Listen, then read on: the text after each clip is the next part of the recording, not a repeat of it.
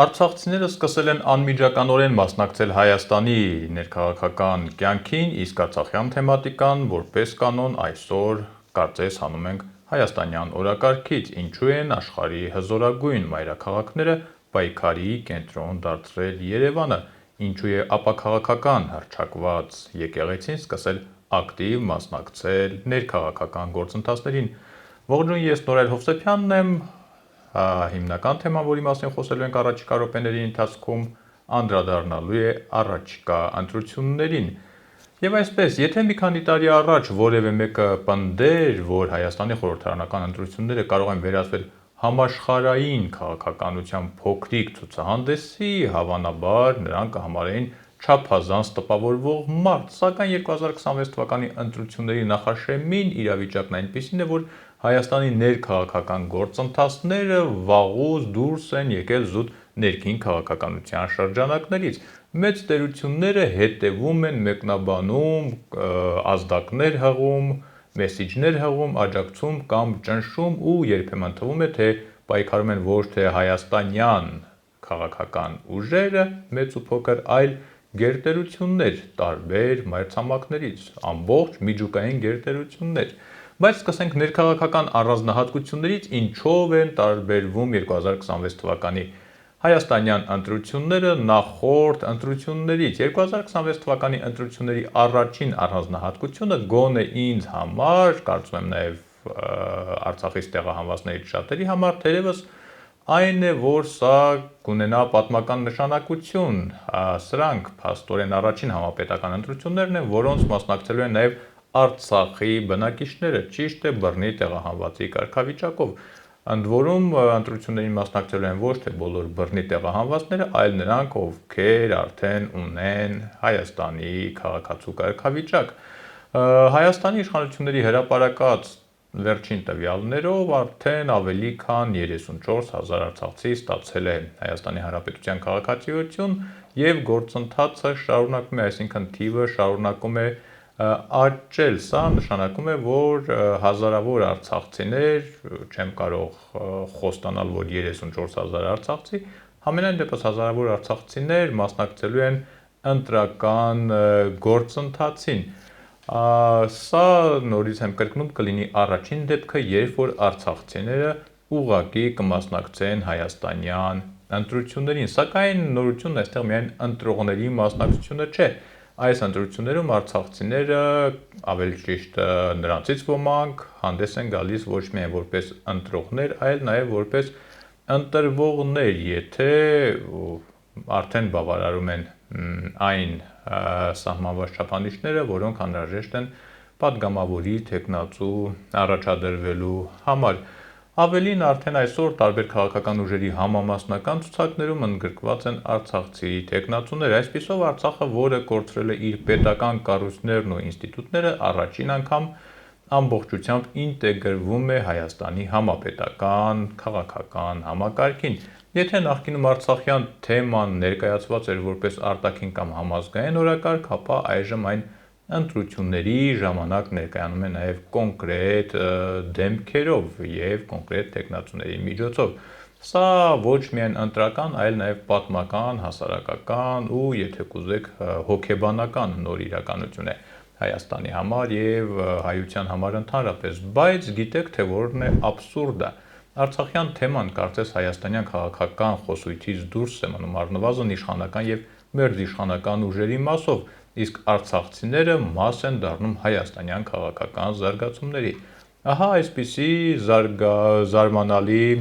եզրակացություն։ Եթե արցախահայության մասնակցությունը 2026 թվականի ընտրությունների առաջին առանձնահատկությունն է, ապա երկրորդը թերևս հայ առաքելական եկեղեցու աննախադեպ քաղաքական ակտիվությունն է։ Անկախ Հայաստանի պատմության ընթացքում եկեղեցին բազմիցս արտահայտել է իր վերաբերմունքը պետական ու ազգային նշանակության հարցերի վերաբերյալ, սակայն միշտ եղել է, այսպես ասենք, վեր այս քաղաքական զարգացումներից և լավագույն դեպքում դիտարկվել է որպես հաշտարար, դատավոր տարբեր քաղաքական ուժերի միջև ու նաև որպես իրավիճակը հանդարտեցնող, հանգստացնող, այսպես ասենք, վերքաղաքական կառույց։ Բայց այս անգամ կարծես թե իրավիճակը փոխվել է եւ եկեղեցին դարձել է ոչ թե վերահսկող, կարգավորող, այլ կարծես անմիջական մասնակից այս քաղաքական գործընթացներին, ընդ որում ոչ միայն բուն ընտրությունների գործընթացին, այլ նաեւ ընտրություններից դեռ ամիսներ առաջ սկսված գործընթացների անմիջական մասնակիցներ եկեղեցին կամ առնվազն աչքի ընկնող բազմաթիվ եկեղեցականներ։ Վերջին ամիսներին մայրաթոռի եւ իշխանությունների միջև հակասությունները ավելի են սրվել, իսկ ամենայն հայոց կաթողիկոս Գարեգին Բ-ի վերջին հայտարարությունները շատերը ընկալեցին ոչ միայն որպես բարոյական եւ հոգեվոր գնահատական, այլև որպես քաղաքական գործընթացներին ուղղված հստակ ուղերձ, եթե կուզեք, նաեւ որպես սպառնալիք։ Մենք տակավին ընտրության արդյունքները չգիտենք, բայց եկեղեցին միշտ էլ պատրաստ է իր իրավունքները պաշտպանել ամբողջանվեր կերպով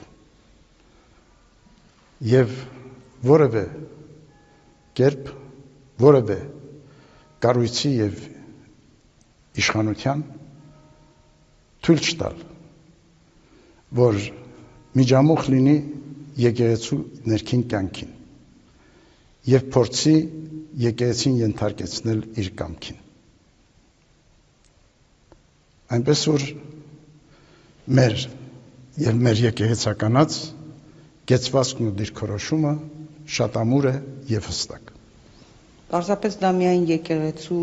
պաշտպանություն չէ, այլ նաեւ հավատավոր ժողովրդի։ Դա նաև մեզ է վերաբերվում, մեր պաշտպանությանը, ու մենք ակնկալում ենք եկեղեցուց բավական լուրջ կոշտ քայլեր։ Բնականաբար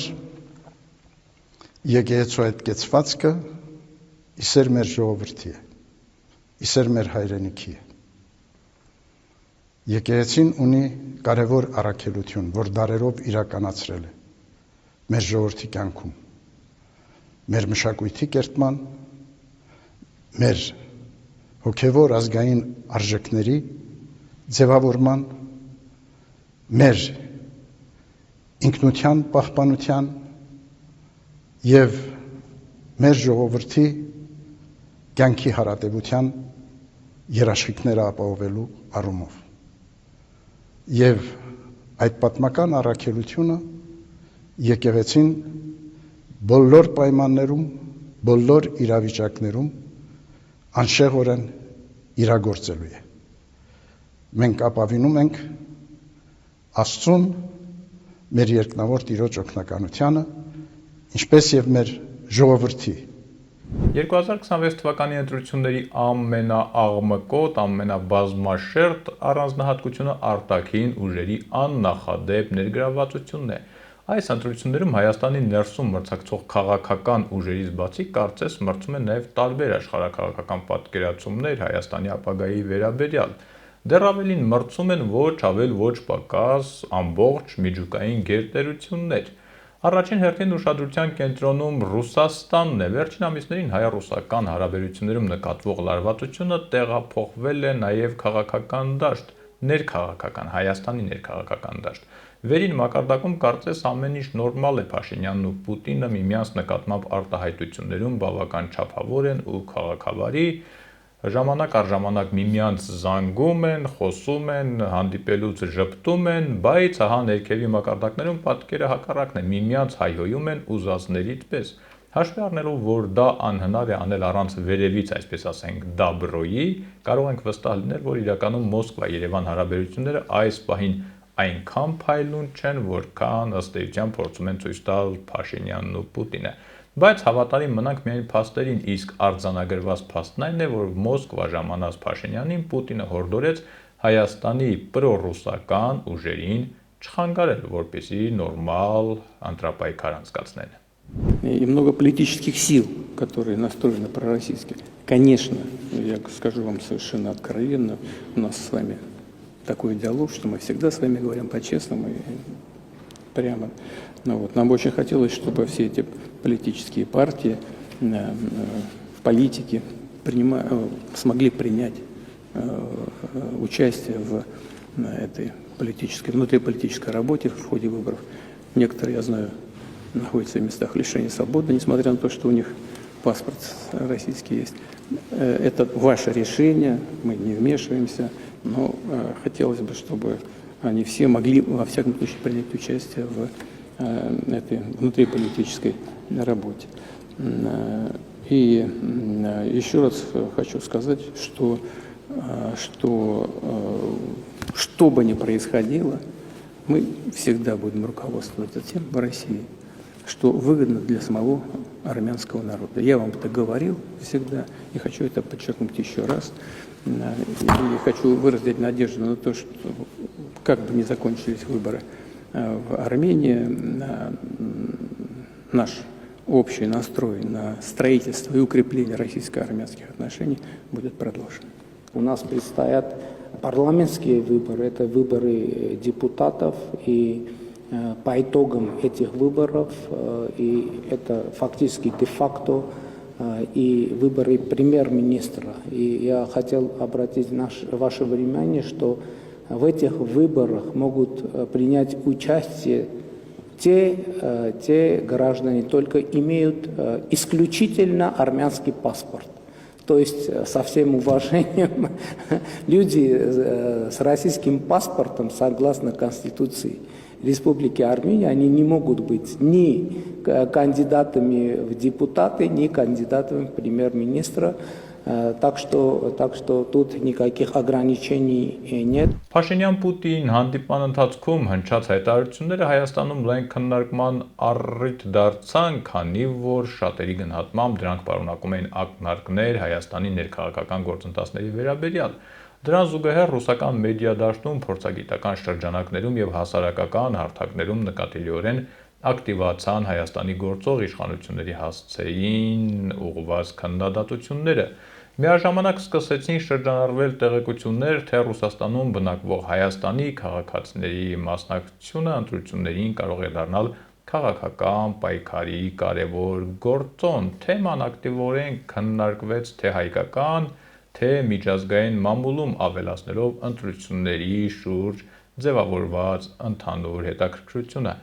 Մոսկվայի ազդեցության մյուս կարևոր գործիքը դարձավ տնտեսությունը։ Վերջին ամիսներին մի շարք հայկական ապրանքների արտահանման նկատմամբ կիրառված սահմանափակումները Հայաստանում շատերի կողմից ընկալվեցին ոչ միայն որպես տնտեսական, այլ նաև քաղաքական ազդակ։ Պարզվում է,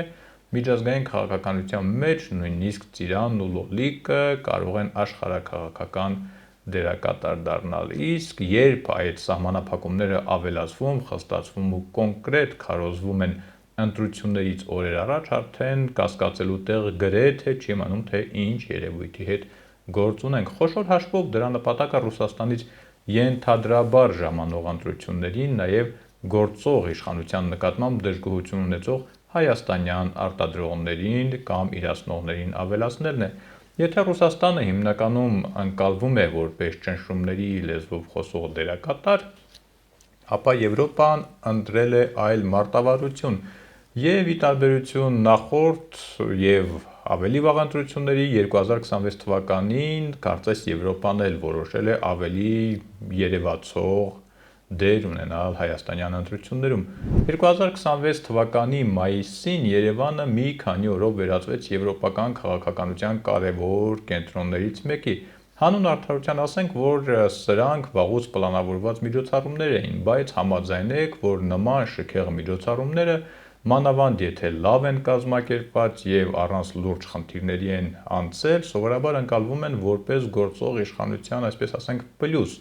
Սա հենց նման դեպք է, այստեղ անցկացվեցին Եվրոպական քաղաքական համայնքի գագաթնաժողովը եւ Եվրամիություն Հայաստան առաջին գագաթնաժողովը։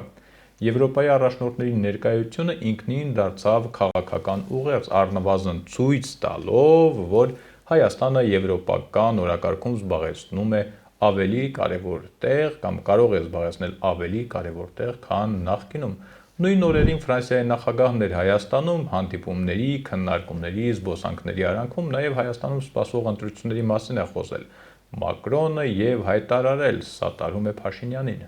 Դուք խոսեցիք ռուսական միջամտության մասին Հայաստանում անցկացվելիք ընտրություններում, արդյոք դուք աջակցում եք այստեղ Երևանում վարչապետին ընտրություններից մեկ ամիս առաջ, արդյոք ձեր այդ աջակցությունը նույնպես օտարերկրյա միջամտություն չէ։ Շնորհակալություն։ Qui sont des ingérences qui manipulent l'information. Պետք է տեսնել, թե որոնք են միջամտությունները, որոնք փորձում են մանիպուլյացիայի ենթարկել ժողովրդավարական կյանքը բաց երեսով, քաղաքական ստանձնվող որոշումներով եւ դիրքորոշումով։ Ես ստանձնում եմ այս աջակցությունը, ես ստանձնում եմ այս գործընկերոջը, որին վստահում եմ 8 տարի ի վեր, ինչպես արել եմ Մայա Սանդուի աջակցելով, Մայա Սանդու, որը դիմակայում էր ոչ եվրոպական ընտրություն, եւ ես ստանձնում եմ լիովին այս որոշումը, այսինքն պաշտպանել Եվրոպան, Եվրոպայի որոշումները գալով այստեղ, բայց դա նույնը չէ, ինչ այդ փոխազդեցությունները, այդ տեղեկատվության մանիպուլյացիան, ԶԼՄ-ների միջոցով, կեղծ տեղեկատվություն տարածելու միջոցով, փորձելով ապակայունացնել իրավական պետությունը։ Տարբերությունը սրանում է եւ բոլոր հարաբերությունները բացահայտ ներկայացված են, շատ պետության ղեկավարներ աջակցել են, գնացել են աջակցելու Մոլդովային, չի կարելի խոսել այստեղ միջամտության մասին, այստեղ բաց երեսով միջամտություն է եւ ի հակառակը կան այլ միջամտություններ օտարերկրյա գործակալների միջոցով, Մոսկվայի պատվերով, որոնք փորձում են կեղծել ժողովրդավարությունը։ Ես տալիս եմ իմ հաստարկները, ես մասնակցում եմ ժողովրդավարությանը որպես Ֆրանսիայի նախագահ։ Ես չեմ կեղծում, ահա այդ տարբերությունը, կարևոր է դա հիշել։ Եվրոպական աջակցությունը չի սահմանափակվում միայն հայտարարություններով, խոսքը վերաբերում է տնտեսական ծրագրերին, ներդրումային նախագծերին, պետական կառավարման եւ բարեփոխումների եւ հիբրիդային սպառնալիքների դեմ դիմակայության կարողությունների զարգացմանը։ Այլ կերպ ասած, եթե Մոսկվան հիշեցնում է խիստ քննադատողի, ապա Բրյուսելը փորձում է ներկայանալ որպես գործընկեր եւ խորհրդատու, իսկ երբ Ռուսաստանը ավելի խստացրեց հայկական ապրանքների ներմուծման սահմանափակումները, Եվրոպան կիսաբացեց իր շուկան հայկական որոշ ապրանքների համար, Հայաստանը սկսեց նոր շուկաների փնտրտուքը։ Պարոն վարչապետ, հանրապետության ասեցիք այլ շուկաներում պայմանավորվածություններ կան, կասեք մանրամասնեք որ շուկաներ, Եվրամիություն եւ այլ, այսօր մեզ մի քանի բանը գործարար պատվիրակություններ արդեն աշխատում են եւ արդեն Վարդերի առաջին եւ Բանջարաբյանի առաջին խմբականակները դուրս են եկել, տեղ կհասնեն նոր կասեն թե որ երկրներ։ Եվ ոչ մի ապրանք չի մնալու, ոչ մի ապրանք չի մնալու, ոչ միայն Եվրամիություն։ Արդեն ախտահանվում են ուրիշ ուղղությունները։ Այս մասով դեռ ասելիք շատ չկա, բացի այն, որ Հայաստանի Հանրապետության կառավարությունն էլ արդեն սահմանել է, թե ինչ աջակցություն կլինի Հայաստանից մի շարք ապրանքատեսակներ արտահանողների համար, հիմնականում գյուղմթերքի մասին է խոսքը։ Եվ այսպես, եթե փորձենք համեմատել Եվրոպա-Ռուսաստան մասնակցությունը հայաստանյան ընտրություններին, ապա կտեսնենք մոտավորապես սիմետրիկ մասնակցություն։ Պուտինը աջակցում է պրոռուսական ուժերին, Մակրոնը աջակցում է պրոեվրոպական, այսպես ասենք, ուժերին կամ առնվազն գործող իշխանությանը, ռուսական կողմը ավելացրել է մեդիա հարթակներում բացասական ալիքը հայկական թեմաներով, եվրոպական կողմը փորձում է դրան հակակշռել հիբրիդային պատերազմի դեմ գործիքակազմ եւ հնարավորություններ տրամադրելով Հայաստանին, Ռուսաստանը շարունակում է խստացնել եւ փակել իր շուկաները հայկական արտադրանքների համար, Եվրոպան էլ խոստանում է կամ մասամբ նաեւ բացում է իր շուկաների որևէ մի հատվածը այն ապրանքատեսակների համար, որոնք պետք է Հայաստանից Ռուսաստան տարվեին եւ այսօր շուկա չունեն արտահանման։ Թե այս հակասությունը որքան կտևի, դժվար է ասել, համենայն դեպս շատ վերլուծաբաններ այն կարծիքին են, որ ընտրություններից հետո իրավիճակը կարող է մեղմանալ եւ Հայաստանին կմնա պարզապես դասը, որ ռուսական շուկաներին զուգահեռ կենսական անհրաժեշտություն է ունենալ նաեւ այլ շուկաներ սեփական արտադրանքի համար, այսպես ասենք, առնվազն պահեստային շուկաներ։ Առայժմ այս թեմայով շատ մանրամասներ ամենայն դեպս հրապարակային չկան, բայց կարծում եմ առաջիկա օրերին, ամենայն դեպս ընտրություններին հաջորդած առաջին շաբաթվա ընթացքում այս թեմայով կարծում եմ որոշակի նորություններ կլսենք։ Վաշինգտոնի մոտեցումը այս ընտրություններին ևս ձևավորվում է մի քանի փոխկապակցված քայլերի միջոցով։ Նախ Երևան այցելեց պետքարտուղար Մարկո Ռուբիոն, թեև այցը տևեց ընդամենը մոտ 1 ժամ, այն քաղաքական առումով բավական նշանակալի էր։ Ի վերջո, մի ամբողջ Ամերիկայի Միացյալ Նահանգների առաջին դեմքերից մեկը պետքարտուղարը նեղություն քաշեց, ինքնաթիռով եկավ, հասավ Զվարթնոց, բայց այնքան ժամանակ չուներ, որ Զվարթնոցից դուրս գար, 1 ժամվա ընթացքում հանդիպեցին, քննարկեցին, ինչ որ հայտարարություններ արեցին, փաստաթղթեր ստորագրեցին եւ ընդամենը 1 ժամ անց Ռուբիոն մեկնեց Երևանից։